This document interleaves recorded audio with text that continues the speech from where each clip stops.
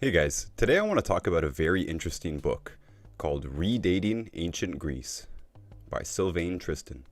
I'm basically going to be summarizing this book, and if you find this information interesting, or if you think it's completely ludicrous, I definitely recommend this book. It's a very good book, and very interesting either way. Now the main concept here is dealing with shifted chronology, and particularly here there is a claim that many of the events said to have taken place in the ancient world in ancient Greece may have happened 1800 years in the future. So it's a proposed 1800-year shift. Now the standard chronology is known as the Scaligerian chronology. This is the chronology that you're going to be getting in your McGraw-Hill textbook at school. This is the chronology that's going to be featured in any mainstream documentary or that any mainstream professor or intellectual will reference. But many people have had a problem with this timeline. Most recently, a man named Anatoly Fomenko has produced many books on this subject, and much of this book derives from that. But Sir Isaac Newton also had a problem with the standard chronology, and a book was published a year after he died that he had been writing for many years about his problems with the standard chronology. One of the main points here in both Newton and Fomenko, and here with Sylvain Tristan, is that there appears to be many phantom events and phantom people. And you can visualize this with these types of graphs. Say you were to plot a year with a significant amount of historical events, and obviously you could look at those events and see if they resemble events at different points in history, but you can plot year by year what happens, how many events, what types of events, and you can see repeating patterns many centuries in the future. So on the left, we have two periods of time that appear to line up in the types of events or the amount of events that happened at particular periods, and with reference to other decades and centuries around it. So this is how we can have whole phantom periods, as is being claimed in this book, that ancient Greece itself is comprised of events that happened many centuries later. And so it would have a graph like the one on the left. Whereas the one on the right, you could see that the events, when they're graphed, they just don't line up. They don't look like they're dependent on each other. So on the left, this is called a dependent chronicle. Two periods of time that seem to match up so well that they're called dependent chronicles. And on the right, we see non-dependent chronicles. When plotted out, they bear no resemblance to earlier periods of time. And these graphs also represent the same thing, mirrored or phantom things and people in different places or periods of time. So there are three main reasons given for this distortion, this timeline distortion, and what they call phantom events or phantom characters, basically characters that repeat themselves hundreds or thousands of years later in our standard chronology. So these three reasons to explain these phantom events are the Rashomon effect, the language factor, and the Thanksgiving effect. And there is also the possibility of forgeries or deliberate attempts to rewrite history, basically, although that is not the focus of this book. The Rashomon effect is a well-known scholarly concept which owes its name to the 1950 Japanese film Rashomon. In the film, a murder is described by four different witnesses: a bandit, the victim's wife, a samurai, and a woodcutter, each of whom gives a very different interpretation of the same event. The four versions are mutually contradictory because each character has their own self-serving interests to defend, their own perception and subjectivity, their own memory of the event, their own way of reporting, and their own goals to achieve. Applied to history, the Rashomon effect can have far-reaching consequences, as one particular event can be told very differently by different sources. The way a battle is described, for instance, will heavily depend on the witnesses and the people who will recount the story later, as different individuals will have different axes to grind and will not select the same facts nor interpret them the same way. The same battle will be depicted 1,000 times differently by 1,000 direct witnesses, as each witness will, deliberately or not, distort the event their own way from the very start, and the distortions are bound to become even greater when told by people who have not attended the event themselves, as of course many chroniclers of history were not there. And of course, people tend to depict their own history in a more favorable light, emphasizing the victories and playing down the defeats, even going as far as to call a victory what was actually a defeat. Next, the language factor is quite simple. People speak and write in different languages with very different sound systems, meaning they will transcribe one particular name, be it a person, a people, or a geographical place, in ways that are not always immediately recognizable by others.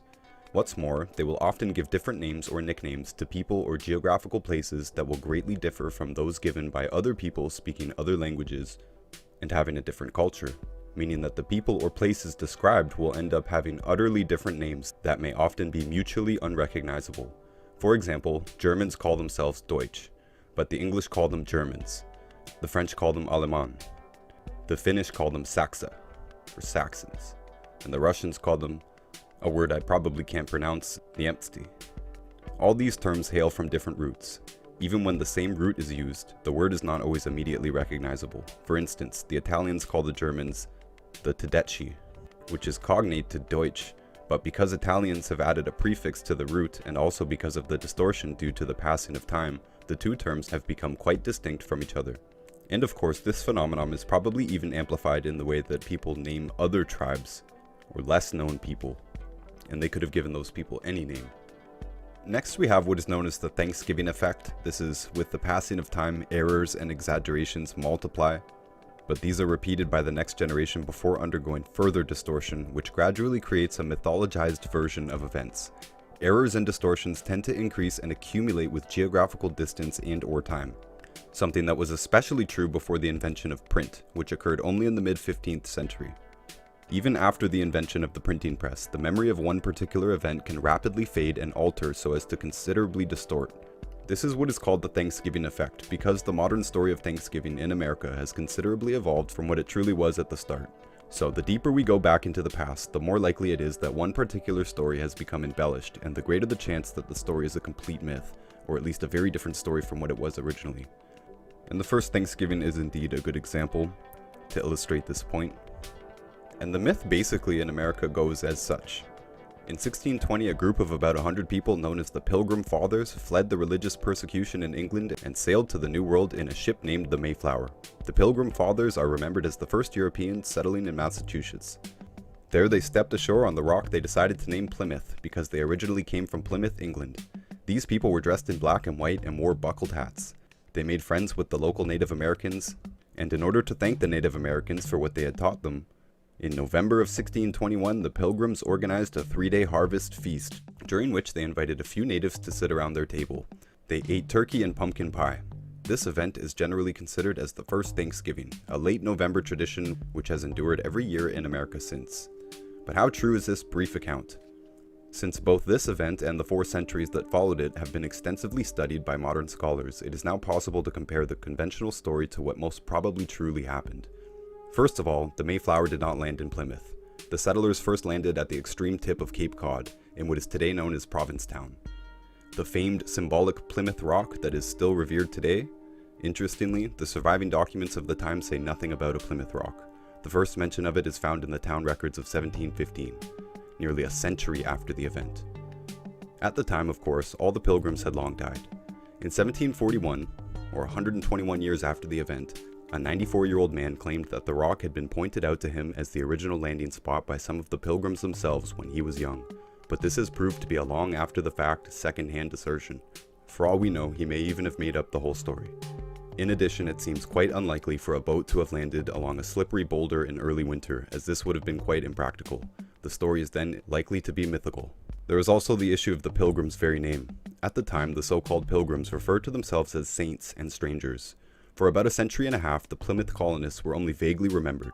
The term Pilgrim Fathers was only rarely used before the 1790s. In 1820, the orator Daniel Webster used that term, popularizing it further. But it was only in the 1870s that the term became really common, 2 centuries and a half after the colonists' arrival.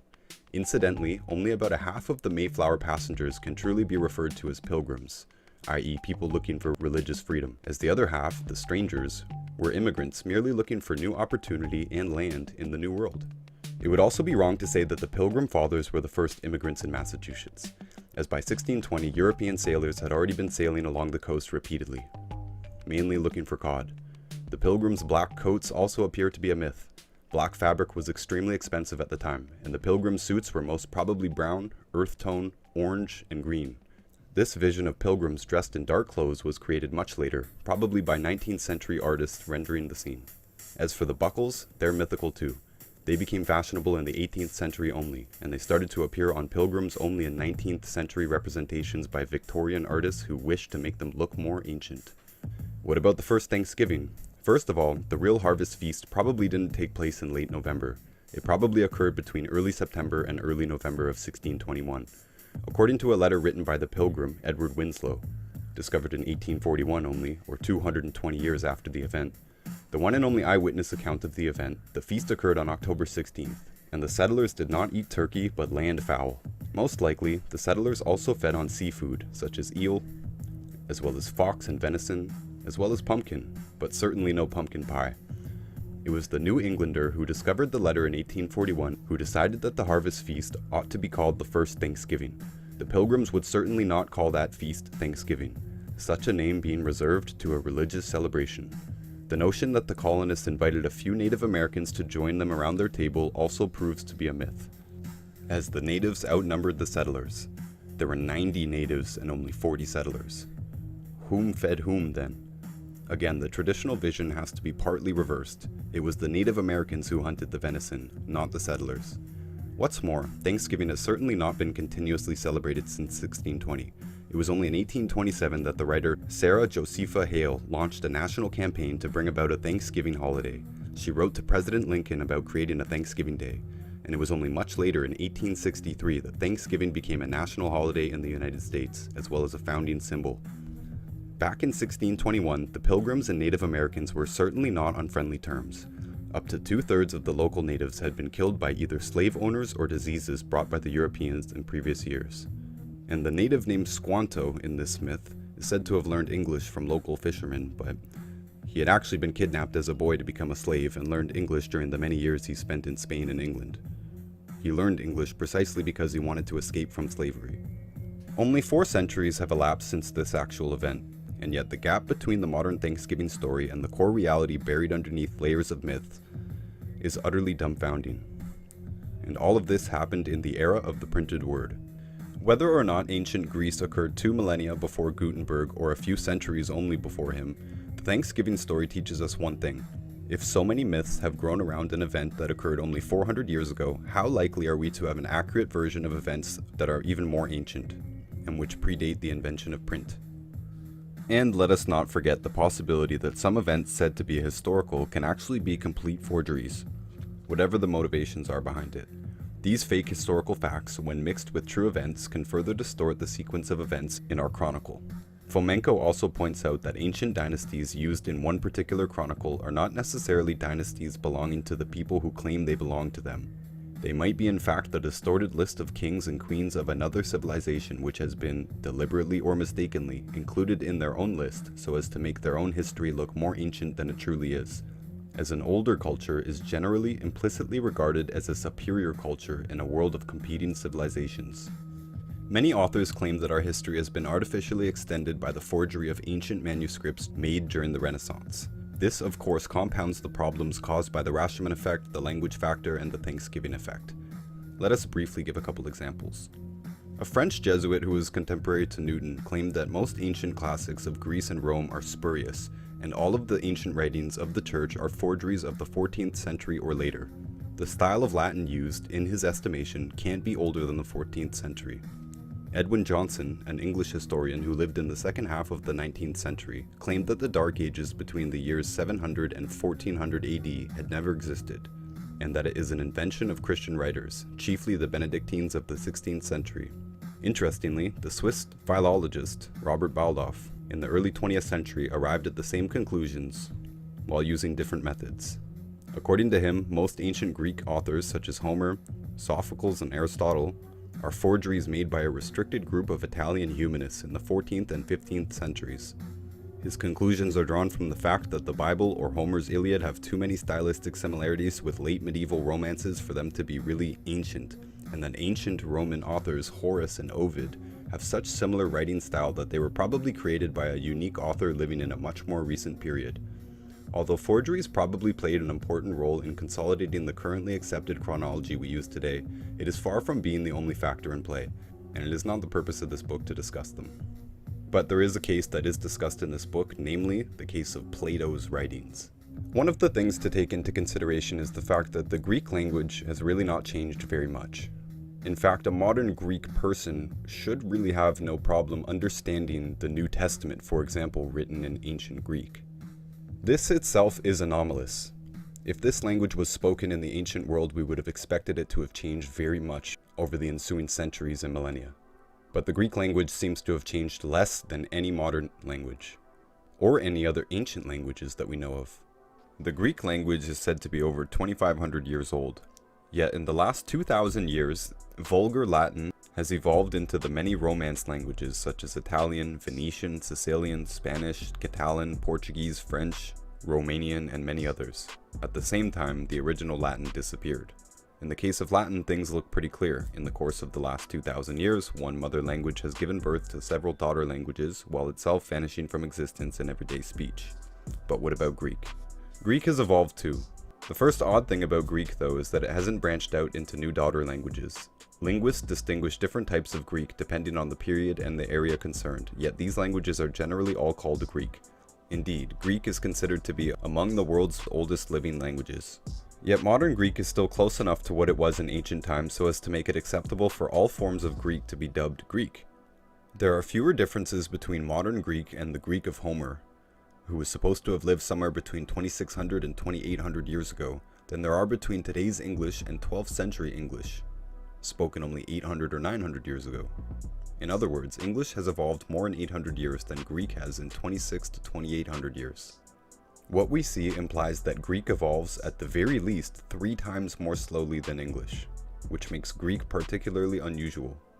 We can see how quickly language evolves just by going back to Shakespeare's plays, which are slightly over 400 years old, and are spoken in a tongue that nobody would use today, and hardly anyone can even understand.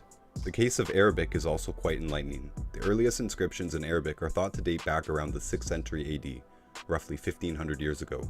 Although Arabic-speaking people generally call their language Arabic, it is well known that the present-day dialects greatly differ from one country or region to the other, and that mutual comprehension is often impossible or difficult. All of these dialects, which are often de facto separate languages, significantly differ from the original 6th century Arabic which is used in the Quran. Indeed, it is estimated that the linguistic difference between different dialects of spoken Arabic is about the same as the one observed in the Romance languages, even though the original language is thought to be closer to us than Latin. If Anatoly Fomenko is wrong, we have to accept that Greek, unlike most languages on Earth, if not all, has so slow an evolution rate that it has remained more or less constant over more than 2,500 years. So if Orthodox history is right, we have to admit that Greek is an exception, linguistically. But with the revised chronology, Homer could have existed not 28 to 2600 years from us, but rather 1000 to 800 years ago. And if Homer lived around the year 1200 AD, it suddenly becomes much less surprising that Homer's Greek is not that different from the Greek spoken in the streets of Athens today. Even further, Greece has supposedly been invaded by many different people since its golden age. Greece was under Roman influence for more than 1,000 years. In the Middle Ages, it was under Frankish and Florentine rules, and after that, it fell under Ottoman and Turkish rules until the early 19th century.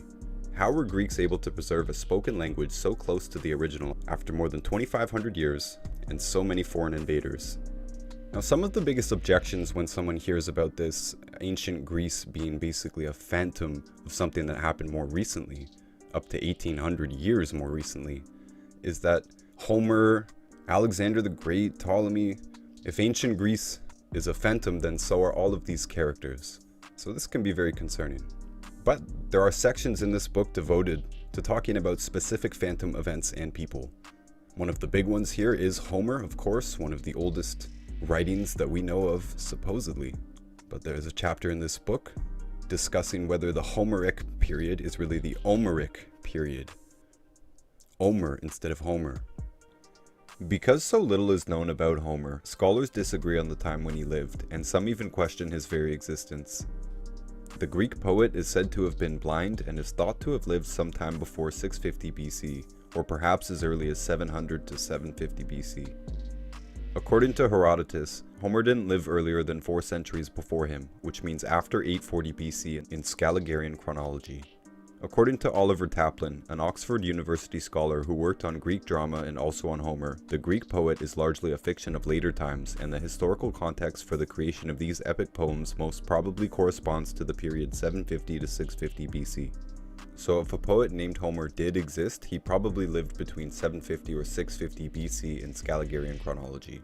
According to Plato, Homer was known as the first teacher of the tragedians, and indeed the teacher of all Greece. Another aspect which is not well known is whether Homer was literate or not. In other words, did Homer actually write down the poems himself, or did he dictate them to a literate scribe? The second option seems more likely if the poet was indeed blind. Most scholars think that Homer's poems took on a fixed written form 1 or 2 centuries after his death. They believe his poems merely existed in an oral form when Homer was alive, and that the Iliad and the Odyssey took on a fixed and written form as late as the 6th century BC. In any case, both poems are said to have been permanently copied and archived by a special commission. Another peculiar aspect of Homer is the unusual character of his name. This particular name appears to be rather unique in the 3 millennia of Greek history. There seems to be only a few exceptions, and these happen to be found in the 13th century AD. At this time, a whole family bore a name which is quite close to Homer's, the St. Omer clan, who played a key role in medieval Greece between the years 1200 and 1314 AD. The St. Omer clan was a family of Frankish knights who came from what is today northern France. Greece at this time had fallen under Frankish rule, and thus often referred to as Franco-Cratia. Godfrey of St. Omer, for example, was one of the founding members of the famed Knights Templar in the year 1119. An 1800-year chronological shift would redate Homer's life around 1050 AD, just a few decades before the arrival of the St. Omer family in Greece. Homer's poems are supposed to have taken on a fixed written form in the middle of the 6th century BC, which means that perhaps Homer did live at that later time rather than the earlier, merely writing down poems that had remained exclusively oral until then, so he was the one writing down a traditional poem, or traditional story. In this case, the Thanksgiving effect would have created the myth of Homer living earlier than he actually did, and taking the mid-6th century BC and applying an 1800-year chronological shift takes us to the mid-13th century AD, the exact time when the St. Omer clan ruled over Frankish Greece. Is it possible that the real Homer was actually a member of the St. Omer family who had the famous oral epic written down by a scribe at the time? It is also interesting to note that in Homer's poem, the Iliad, Greeks are mostly referred to not as Greeks or Hellenes, but as Achaeans. The name appears to be used no less than 598 times, whereas the other two names used in the poem are used only 29 and 138 times respectively. Why were the Greeks called Achaeans? The reason why it is so is that in ancient times, Achaea supposedly referred to the whole of Greece, which means the Achaeans were Greeks. Later on there was a change. The region called Achaea restricted itself to the northernmost region of the Peloponnese. Under the Romans there was another change. Achaea covered once more the whole of the Peloponnese, as well as part of eastern and northern Greece. It changed again after the fall of Rome, and became once more a small regional unit in the northern Peloponnese. Here we see a smaller example of phantom events. Let's recap this briefly. The term Achaean has successfully designated in Greece, number 1, Greeks living in the Peloponnese and beyond, number 2, Greeks living only in the northernmost part of the Peloponnese, number 3, Greeks and Romans living in the Peloponnese and beyond, number 4, Greeks living only in the northernmost part of the Peloponnese, number 5, Greeks and Franks living in a principality covering most or all of the Peloponnese, number 6, Greeks living only in the northernmost part of the Peloponnese. History, so it looks, appears to have repeated itself not just once, but twice. Numbers 1 and 2 are identical to numbers 3 and 4, and are also identical to number 5 and 6. Is history really repeating itself, or are the first couples of numbers on the list phantom duplicates of couple 5 and 6, which occurred last? According to mainstream historians, the Greek Dark Ages are a period lasting more than 4 centuries during which the Mycenaean palaces and cities were suddenly abandoned or destroyed. The problem is that the archaeological record does not provide any convincing explanation for such a collapse. Apparently the setting of the Greek Dark Ages between 1200 BC and 750 BC is due to the necessity for Greek historians to conform to Egyptologists, who placed the Egyptian 18th dynasty in the 15th to 14th centuries BC, as there is no doubt that the high point of the ancient Greek culture is contemporaneous to the Egyptian 18th dynasty, as these artifacts are found together in many archaeological digs. But what if dating the Egyptian 18th dynasty were plain wrong? Indeed, before Egyptologists placed this dynasty at a particular time depth, the ancient Greek Mycenaean era was thought to be much closer to us. It is then an enticing possibility that these Greek Dark Ages never happened, and that the Mycenaean era immediately preceded the Archaic period. Getting back to Homer, the St. Omer clan owes its name to the town of St. Omer, which is today situated in the northernmost part of France. Is the Odyssey set in northern Europe? The Odyssey is presumed to describe Ulysses' voyage into the Mediterranean Sea, and Troy is supposed to be situated in modern Turkey. While there is no reason to fully reject these statements, we may wonder whether or not the poem includes geographical features of the Atlantic and northern Europe as well. That Ulysses' travels might have taken place in the Atlantic Ocean is by no means a recent theory. Greek geographer Strabo, who allegedly lived in the 1st century BC and early 1st century AD, already voiced such an opinion. Many other authors have contended that Ulysses' sea trip took place mostly in northern Europe. According to Dutch authors, Troy was actually located not far from modern Cambridge in England, and that the Odyssey took place in the Atlantic Ocean. It could be that Homer's Thames, for example, is truly the Thames, virtually the same name phonetically. If the Odyssey truly describes the Mediterranean, how is it possible that Homer described what really looked like the midnight sun, which can be observed only north of the Arctic Circle? There are many other incongruities which point to the idea that maybe the Phaeacians in the Odyssey were the Vikings who brought these stories with them in the Mediterranean as recently as a millennium ago. Hailing from Scandinavia, Vikings are known to have invaded parts of the Mediterranean in the 9th and 10th centuries AD, and the Normans, Northmen, who settled in Normandy, today in northern France, were none other than the descendants of the Vikings, who invaded Italy, Sicily, and even Greece in the 11th and 12th centuries AD. More particularly, Normans are known to have partially destroyed Thebes and Corinth in 1146.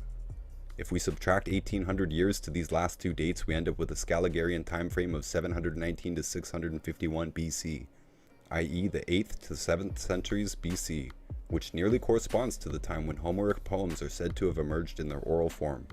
Here's what might have happened. Vikings or Normans, people of Viking ancestry, brought their northern folktales with them in the Mediterranean. At the time, they must have remained oral epic poems. This may have occurred between the 9th and 12th century AD.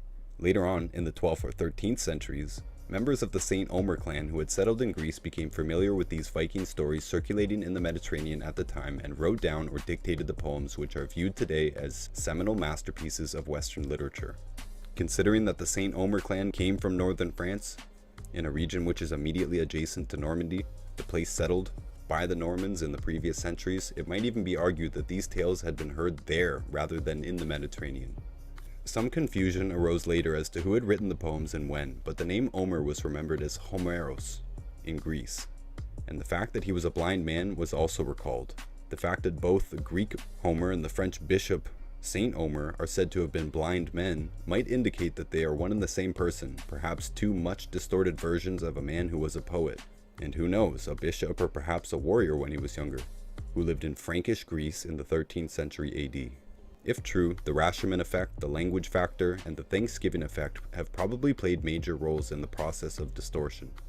It was only the creation of Scaligerian chronology in the 16th and 17th centuries which pushed the Homer of Greek history and the Saint Omer of French history back in time, each in a distinct period. It is telling that Homer's poems are supposed to have been lost, or at least almost totally forgotten, for more than a millennium in the Western world, roughly between the time of the Roman Empire and the Italian Renaissance. In the 14th century, Homer's poems were translated into Latin, and people were critical of the translation at the time, but at least it allowed Western Europe to have access to Homer's works. It could be an accident that the Odyssey and the Iliad have many Viking aspects to them, which recall the Arctic Circle in northern Europe, and it could be an accident that Homer's poems in their oral form are supposed to have been created 1800 years rather than, say, 650 or 1575 or 2200 years before the time of the Viking and Norman invasions. And it could have been an accident that Homer's poems in their written form are supposed to have emerged 1800 years rather than, say, 225 years or 950 years before the time of the St. Omer clan who ruled parts of Greece. It could be an accident that Homer is supposed to have lived at a time when Greece was called Achaea, while the St. Omer family lived at a time when much of Greece was called the Principality of Achaea. And it could be an accident that both Homer and St. Omer were blind, and that Homer's poems were translated into Latin shortly after the time the St. Omer clan ruled Greece. It's a total of 6 accidents, but who knows? On the contrary, if we accept that much of the history of ancient Greece is affected by an 1800-year chronological shift, then everything becomes logical and straightforward. The sequence of events leading to the creation of the famous poems occurred between the 9th and 14th centuries AD. When only one parameter is changed, the date of the events, the bizarre series of accidents instantly disappears. There are many examples of history repeating itself, and Greek history appears to be somewhat redundant in its conventional Scaligerian version, with repetitive patterns appearing here and there, such as Homer and the St. Omer clan, the Achaeans of Homer, and the Principality of Achaea. But these repetitive patterns are not confined to these 2 examples. The names that Greeks have used during their history to designate themselves appear to be cyclical too. Greeks have almost never referred to themselves as Greeks. The word derives from a Latin word, but it has almost never been used by the Greeks to designate themselves. So, although it is used in many modern languages today, just as it was used by the Romans at the time of the Roman Empire, Greeks have mainly used two other terms to refer to themselves in their own language: the Hellenes and the Romans. The Greeks appear to have begun to use the term Hellenes to designate themselves as a people during the 8th century BC with the first Olympic Games. Before that, the word Hellene seems to have been only a regional name. When Romans conquered Greece in the 1st century BC, the Greeks apparently happily accepted to be called Romans, just like other Roman citizens living in the Italian peninsula, a name which stuck for many centuries. At the same time, with the rise of Christianity, the term Hellenes became associated with paganism and thus fell into disuse. Something quite strange occurred at the turn of the first millennium AD. We are told that in the 9th century AD there was a sudden revival of the term Hellenes, and that by the 11th century AD the word meant once more what it had meant in ancient times. This lapsed for a few centuries, and then late in Byzantine times, there was an apparent revival of the term Romans, even after the fall of Constantinople in the mid-15th century. It was only as late as the early 19th century, when Greece struggled to recover its independence from the Turks, that the Greeks decided to reuse the term Hellenes to refer to themselves. This is a second revival of the name Hellenes. So to recap, according to the conventional history, the Greeks have called themselves the Hellenes, the Romans, the Hellenes, the Romans, and the Hellenes again.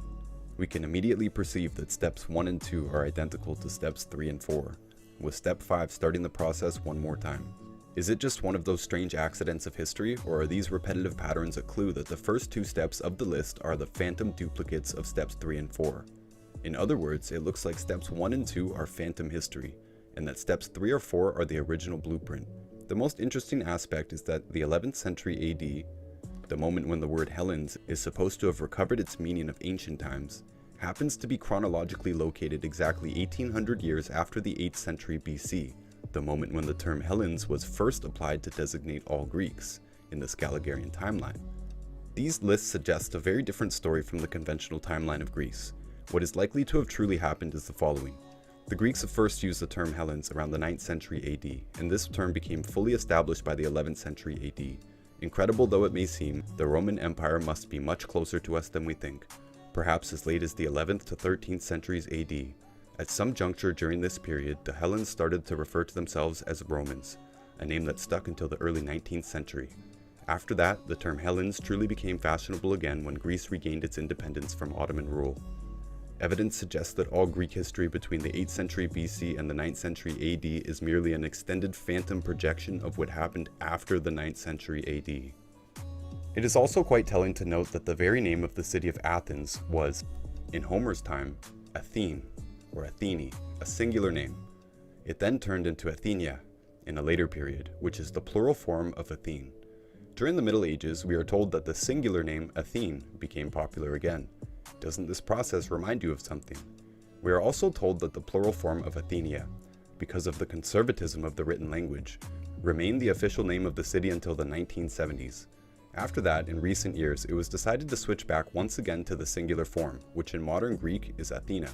In a nutshell, the history of the name of the capital city of Greece more or less shows the following pattern, which mirrors what has been said about the names of the Greeks themselves in the previous section. First they called themselves Athene, singular, then Athenia, plural, then Athene, singular, and Athenia, plural, and then finally Athenia, singular. Once more, it looks very much like the first occurrences 1 and 2 are the phantom duplicates of the dual occurrence 3, which might have arisen in 2 steps. Occurrence 4 shows once again a recent wish for contemporary Greeks to return to the original name, which is probably much more recent than what Scaligerian chronology suggests, namely the period we now call the Middle Ages. One fundamental aspect in the development of Greece is the rise of cities. The period of urbanization appeared in a time that mainstream historians widely refer to as the birth of Greece, the period 800 BC to 600 BC. Many centuries after the golden age of Greece, these cities started to decline in importance and the country seems to have become a land of villages again. Oddly enough, much later, in the 11th to 12th centuries AD, Greece started to urbanize once more.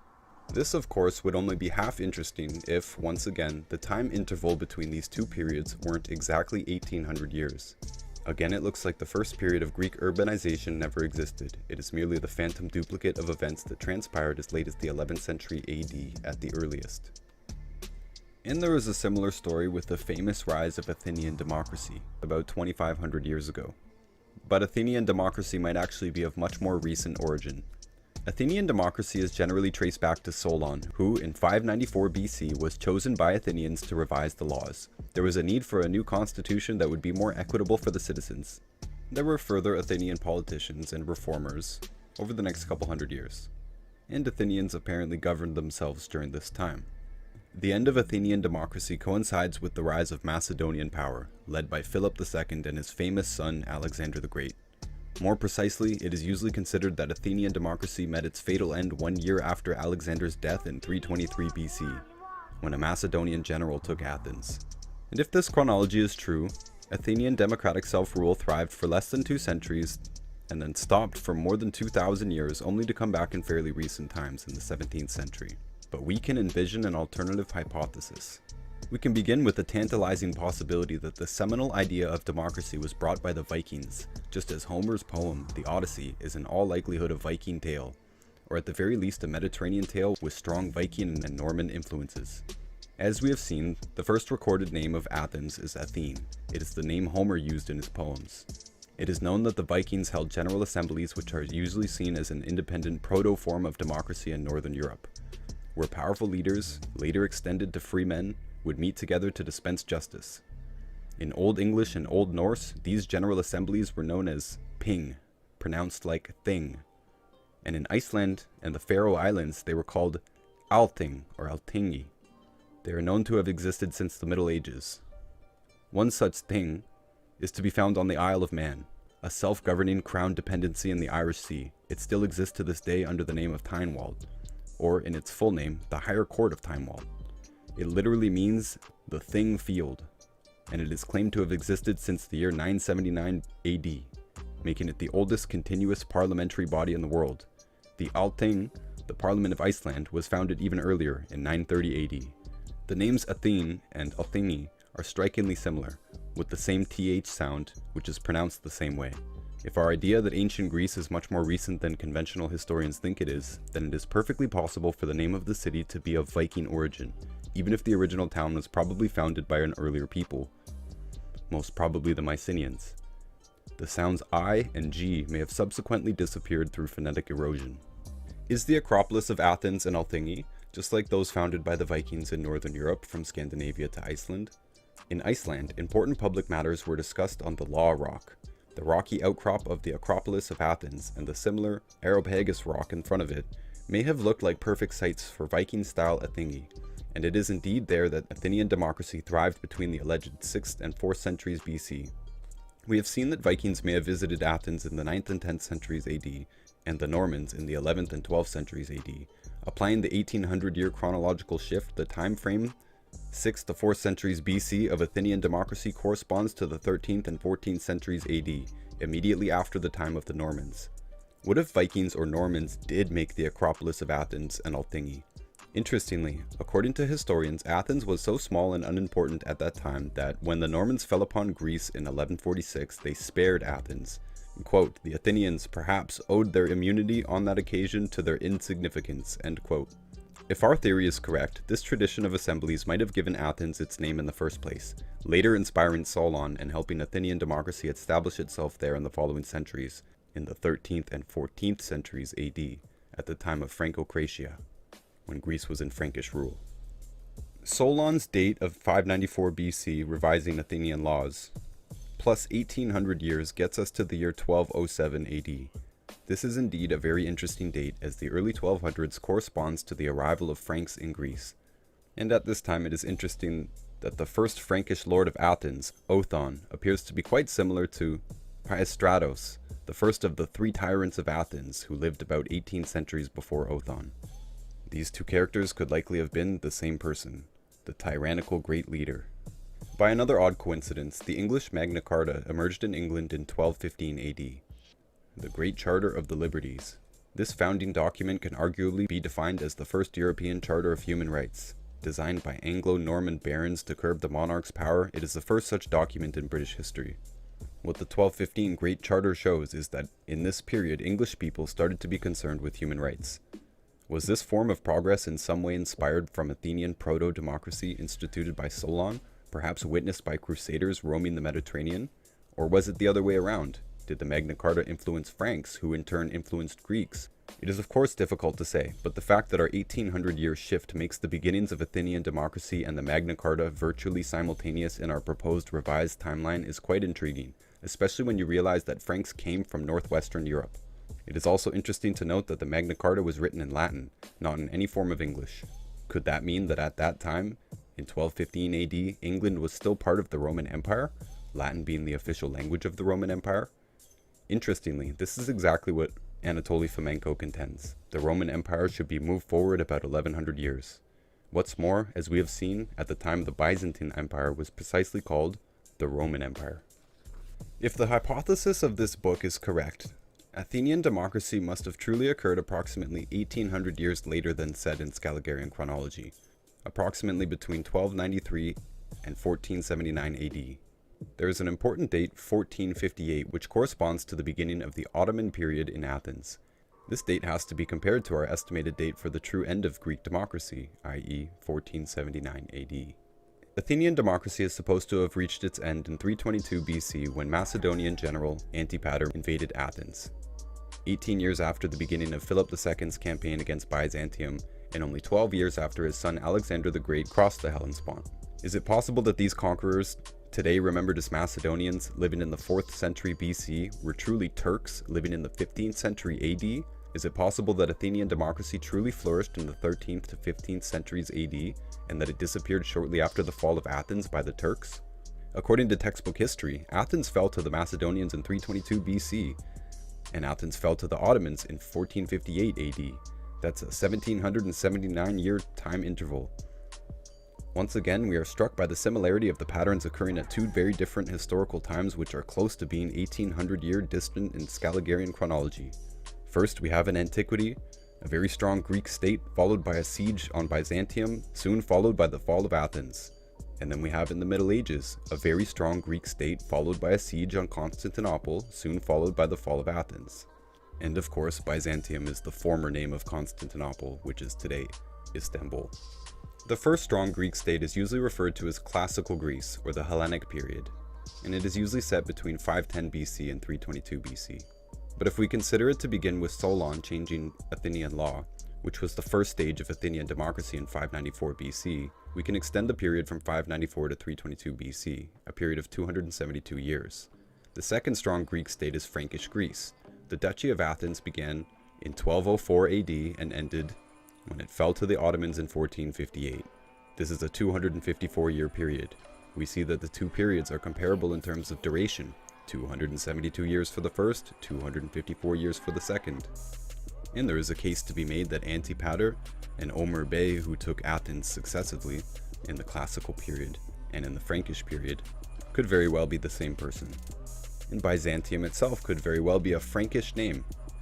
Switching gears to the Parthenon, there is a lot that could be said about this famous site, but I will mention just a couple interesting points. The Parthenon is said to be built using the Fibonacci sequence, but after the period of classical Greece, the Western world seems to have forgotten about both pi and the Fibonacci sequence until Fibonacci was told about it by the Indians in 1202 AD, despite the Parthenon supposedly having remained intact for so many centuries. And of course, Fibonacci rediscovered pi just 2 years before the Franks arrived in Athens. Nobody seems to have talked about the Parthenon for about 175 years of Frankish presence, and we don't have any artwork of the Parthenon until the 17th century. And of course, there was another roughly 1800-year gap between the main constructions on top of the Acropolis and when they reappear later in history. Now let's talk about Plato, Socrates, and Aristotle. To this day, Plato remains one of the most celebrated philosophers in history and one of the most influential thinkers of all time. Plato's student, Aristotle, whose ideas were at odds with those of his teacher, is no less illustrious. And just like Plato's own teacher, Socrates, each of these characters remain major figures in Western philosophy. Plato and Aristotle are supposed to have lived in the 5th and 4th centuries BC. Aristotle is said to have died in the exact year that Athens fell to the Macedonians, marking the end of Athenian democracy. Is it possible that both Plato and Aristotle lived as late as the 14th and 15th century AD? A man named Georgius Pletho is remembered in Byzantine history as one of the most original thinkers of his time, and one of the greatest philosophers of the 15th century. Pletho was Greek, and is said to have been a Neoplatonic philosopher, as he was a great admirer of Plato and had developed very similar philosophical ideas. He is also credited as being one of the chief pioneers of the revival of Greek learning in Rome and other Western capitals during the Renaissance, supposedly lost for centuries. The similarities between Plato and Pletho are numerous. They have similar names, Plato and Pletho. They speak the same language, Greek. They have the same field of activity, philosophy. They have a similar notoriety, Plato being known as the greatest philosopher of ancient Greece, and Pletho being known as the greatest philosopher of his time. They had comparable life length. Plato is said to live around 75 to 80 years, and Pletho 92 to 100 years. They had a similar influential teacher. Plato had Socrates, and Pletho had Lysias. They had similar ideas. Plato created Platonism, the notion that the material world is just an imperfect copy of the ideal world of forms, and Pletho defended Platonism. He was a Neoplatonist. They had similar writings. Plato wrote the Republic and the Laws. Pletho wrote a book called the Treaty of Laws, based on Plato's The Laws and the Republic. They had similar religious beliefs. Plato was polytheistic. Pletho advocated the return of Greek polytheism. And they were both similar in making Plato, whoever Plato was, famous. Plato supposedly became very famous in his lifetime, but Pletho made Plato very famous by influencing Italian humanists to translate Plato into Latin. They had a comparable achievement. Plato founded the Academy in Athens. Pletho influenced Cosimo de' Medici in founding a new Platonic academy in Florence. And finally, they had a similar student. Plato had Aristotle, who opposed Plato and invented Aristotelianism, emphasizing knowledge from the senses, and Pletho's student Scholaris, who opposed Pletho and was a defender of Aristotelianism. In spite of many differences in the details, the parallelism is striking, each philosopher's life basically following the same general blueprint. In addition to that, Plato is said to have lived almost exactly 1800 years before Pletho. What the list above and this time gap strongly suggest, once again, is that either Plato is the phantom duplicate of Pletho, or Plato is a fictitious character created by Pletho. We'll explore these two possibilities further, but first, is Socrates the phantom duplicate of Lysias? Socrates is supposed to have been Plato's teacher, greatly influencing him in his philosophical ideas. Socrates is quite an enigmatic figure who left no writing. He is only known through the accounts of Plato, students, and classical writers.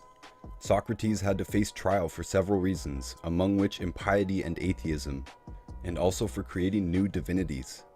The traditional verdict of the trial is well known. He was sentenced to death by drinking poison hemlock. Jumping 1800 years forward, Lysias was Pletho's teacher, greatly influencing his life and philosophical ideas.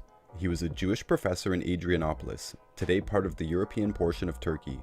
At the time though, Adrianopolis was the capital city of the Ottoman Sultanate. In 1390, Lysias was executed by the Turks, who burned him on the stake, because his religious ideas went against those promoted by the Turks. Although different in the details, Socrates' and Lysias' lives have two very similar blueprints, as one can plainly see. According to the conventional history, the two men died 1789 years apart from one another.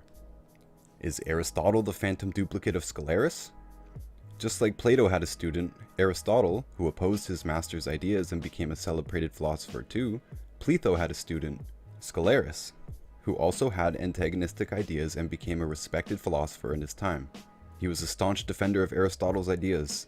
He wrote a book emphasizing the importance of empiricism, which later gave birth to the scientific method, opposing Platonic ideas. Unfortunately, the book is now lost. A critic might immediately observe that the two names, Aristotle and Scholaris, are different, but is that really so?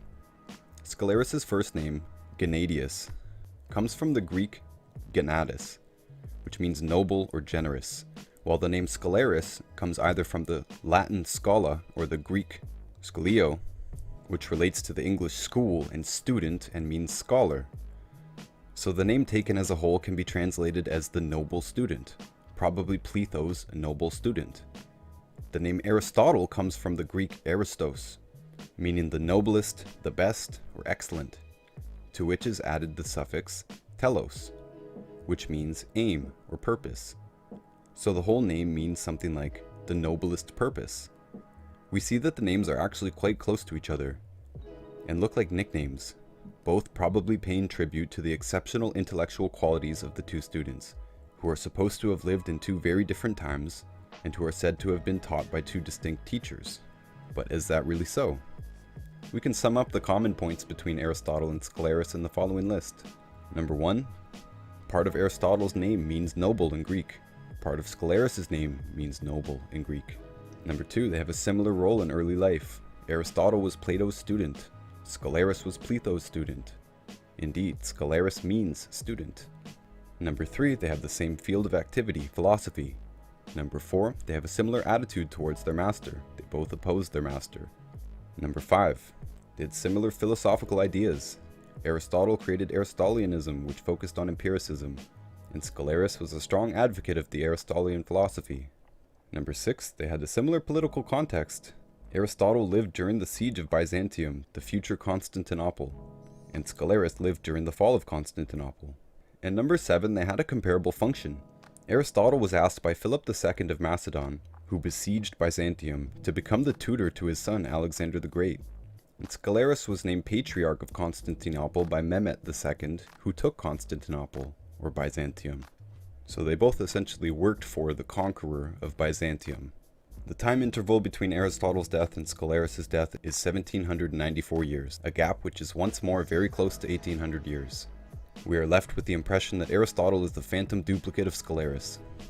Plato's Socratic dialogue in The Republic is the philosopher's most famous and influential work.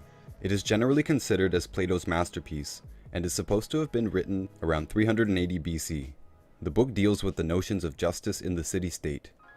Pletho, approximately 1800 years later, according to the currently accepted chronology, wrote a series of books about political, legal, economic, religious, social, and moral reforms, usually referred to as the Treaty of Laws. According to the textbook history, of course, these books are based on Plato's works. At the time, Pletho was in exile in Maestras, because his support for Plato was considered heretic for the Turks of Adrianople, where he had been living since he was a student. Unfortunately, nearly all of the pages of Pletho's books were deliberately burnt by Scholaris because of their anti-Christian contents, so almost nothing of Pletho's work survives today. Plato and Pletho might have been the same person, and that 1800-year gap between them might be non-existent. And parts of the philosopher's life may have ended up in two different biographies, which were written by different people, the Rashomon effect and other similar event-distorting factors blurring the picture. A second tantalizing possibility is that Plato is a fictional character created by Pletho, but in that case, why would he have done that? Well, the two hypotheses here are one, that Pletho was Plato, and that later generations came to believe Pletho and Plato were two different philosophers. And the second hypothesis is that Plato was Pletho's pseudo. Writing under a pseudonym is common practice for writers in general, and it might have been a way for Pletho to put forward his philosophical ideas without being persecuted for them. Remember that both Plato and Pletho's teachers had been executed for their ideas. And already we know that Pletho was in exile because of his ideas. So he had incentive to create a pseudonym to avoid the death sentence like his teacher. In this case, Socrates, who is only known through Plato and a few other classical authors, was probably another fictional character created by Pletho, meant to pay tribute to his late teacher, Elysius. Pletho may have been helped in his forgery by fellow writers at this time, people who are now wrongly considered ancient. So who was Aristotle? Using the same reasoning as in Hypothesis 1, it might be that some of Scholaris' writings were attributed to Aristotle. Using a similar reasoning as in Hypothesis 2, it might be that Pletho or a fellow writer allegorically decided to refer to Scholaris' ideas by using the fictional name Aristotle, a supposedly ancient writer living at the same time as Plato, in order to stay out of trouble. Although this hypothesis may sound incredible, it becomes quite logical once the 1800-year gap is suppressed and it is supported by more evidence. One man who played a key role in what has come to be known as the revival of ancient Greek and the diffusion of Plato and Aristotle's writings is the humanist Leonardo Bruni, who lived in the 14th and 15th centuries. He also translated Plato, Aristotle, and Xenophon, another classic author, into Latin. Interestingly, this happened during Pletho's and Scholaris' lifetimes. It was at this time that the Florentines discovered superb classical Greek and Roman manuscripts that had presumably been lost or rather forgotten about. Were these books really classics, or were they rather recent works written in the last decades by people who were still alive, such as Pletho? At this time, Pletho was around 80 years old and had potentially had plenty of time to write Plato's books. It is indeed very strange and suspicious that prestigious books such as Plato's, supposedly written in deep antiquity, had never been translated into Latin, and just as strange that it was suddenly happening then, precisely 1800 years after their authors had supposedly lived. Strangest of all is the fact that Plato's books were translated precisely when Pletho was alive, an amusing synchronicity. Why weren't Plato's books translated during the golden age of the Roman Empire, say, between the years 1 and 250 AD, for instance? Last but not least, the first translator of Plato's extant works into Latin was in the new Platonic Academy created in Florence a few years after Pletho's death. So yes, Plato's works were translated in the academy started by Pletho. And similar synchronicities can be observed with regards to the translation of Aristotle's work into Latin. Is it possible that the famous academy founded by Plato was actually founded by Pletho 1800 years later, which would mean around 1414 AD? Finally, let's go and talk about the Hellenistic period and the Renaissance. As we have already seen, the period of 340 to 320 BC is a pivotal moment in ancient Greek history. The arrival of the Macedonians, first in Byzantium, then in Athens, changed the face of the region and triggered the beginning of the so-called Hellenistic period, during which many Greeks emigrated throughout the Mediterranean area, spreading Greek language and culture throughout the Mediterranean basin and also many parts of Asia. As we are going to see, these key events find their counterpart 1800 years later with the arrival of the Ottoman Turks and the fall of Constantinople in 1453, and the ensuing Renaissance period, when many Greek scholars were forced into emigration and ancient Greek texts were suddenly rediscovered in Western Europe, mainly in Italy. Let's talk about Philip II of Macedon. He tried to take Byzantium in 340 BC, but he had to retreat the following year. The English name Philip comes from the Greek Philippos, which means fond of horses, and thus may not be the real name of the Macedonian Philip II in his original language. Was it because he was remembered as a distinguished horseman that he was later nicknamed Fond of Horses by Greek chroniclers? It was his son, the famed Alexander the Great, who made Byzantium Macedonian a few years later, although nothing seems to be known about Alexander actually conquering Byzantium. In 334 BC, Alexander crossed the Hellespont and started to conquer many territories in Asia, most notably the Persian Empire and India and Northeast Africa. These conquests are generally regarded as the onset of the Hellenistic period, the spreading of Greek culture in many parts of the ancient world. Many scholars use the year of Alexander's demise in 323 BC as the true beginning of the Hellenistic period. Alexander was only 22 years old when he crossed the Hellespont. He died very young, aged 32. As we have already seen, after Alexander's death, General Antipater took Athens in 322 BC. Now compare this with Mehmed II, the conqueror. In 1422 AD, the Ottoman Sultan Murad II besieged Constantinople, but failed to conquer the city, just like Philip II had failed to conquer the city.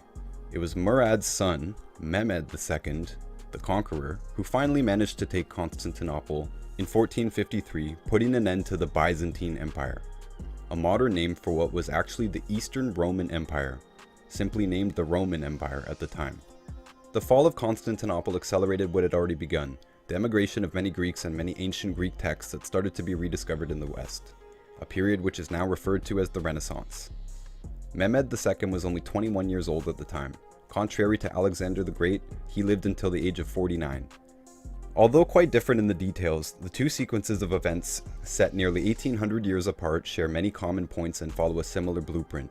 In both cases, we observe this order: a long period of prosperity for Greece, the failed siege of Byzantium or Constantinople by a foreign conqueror, the fall of Byzantium, Constantinople by the son of the first conqueror, a period of Greek emigration which makes many parts of the ancient world become Hellenized, and finally the fall of Athens by another general belonging to the same conquering people.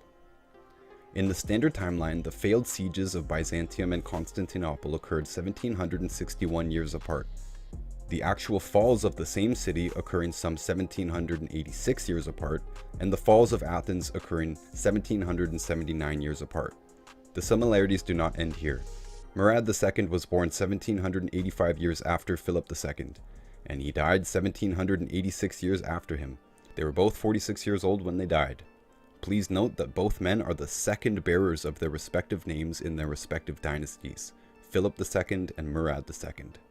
Now, Alexander died much younger than Mehmed II, but the question of the real identity and true time of Alexander the Great is very tricky, as Alexander is briefly mentioned in a handful of ancient texts, such as, for instance, the Bible and the Quran. In addition, he is mentioned in Persian literature, in Dante's Divine Comedy, and more. But there is suspicion that most, if not all, of these works are misdated, and that Alexander lived around the same time as Mehmet II. Let us now introduce another historical figure, Skanderbeg, who might shed a new light on the problem. George Castriot, or Skanderbeg, is now a national hero in Albania. He died 1791 years after Alexander the Great. Skanderbeg happens to be strangely similar to Alexander. Both were exceptional military commanders, both hail from the same part of the world, and both became outstanding legendary figures. Skanderbeg is one of the main constitutive myths of Albanian nationalism, and many legends have grown around him since he gallantly defended his territories against the Ottoman enemy in the 15th century. In addition, Skanderbeg's very name directly derives from Alexander. According to conventional history, the name Ikskenderbeg, leader Alexander, was given to him by the Ottoman Turks. The name is rendered as Skanderbeg in Albanian and Skanderbeg in English. Why such a moniker? Because George Castriot's military skills, we are being told, compare to those of Alexander the Great. But where does the name Alexander itself come from? Interestingly, the Greek Alexandros means defending man. Once more, it is amusing to see that both Alexander and Skanderbeg were exceptional defending men. Although it might be argued that the first one was more a conqueror than a defending man, it is unquestionable that the second valiantly and heroically defended his territories and people. Indeed, Skanderbeg is remembered as the most persistent opponent of the Ottoman Empire. It is then tempting to see in Alexander the Great a mere nickname given to the military hero after his exploits. Is this great defending man literally Alexander the Great, the nickname attributed by the Greeks to the 15th century man the Turks later called Ikskenderbeg, or Leader Alexander, which is virtually the same thing, today of course being remembered as the national hero Skanderbeg in Albania? If this is true, then Skanderbeg remained in his rightful time slot, whereas Alexander was sent back 1800 years back into the past with the rest of Greek history. This contention finds strong support in the fact that Skanderbeg is known to have worn a two-horned helmet. This detail is of particular interest to us, as Alexander the Great appears in the Quran with a name which literally means the two-horned one.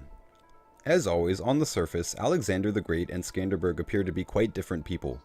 Alexander conquered Persia and then territories stretching east to the Indus River, whereas Skanderbeg, who had begun as serving the Ottoman Empire before deserting the Ottoman army in 1444, led a rebellion against the Turks in what is today Albania and Macedonia, which is obviously a more restricted territory than Alexander. Interestingly though, on the west side, both the territories conquered or defended by Alexander and Skanderbeg parallel each other, both extending to the Adriatic Sea. What if the Albanians knew only part of the story? What if they had forgotten about the territories conquered east of the Bosphorus, because they are too remote from them?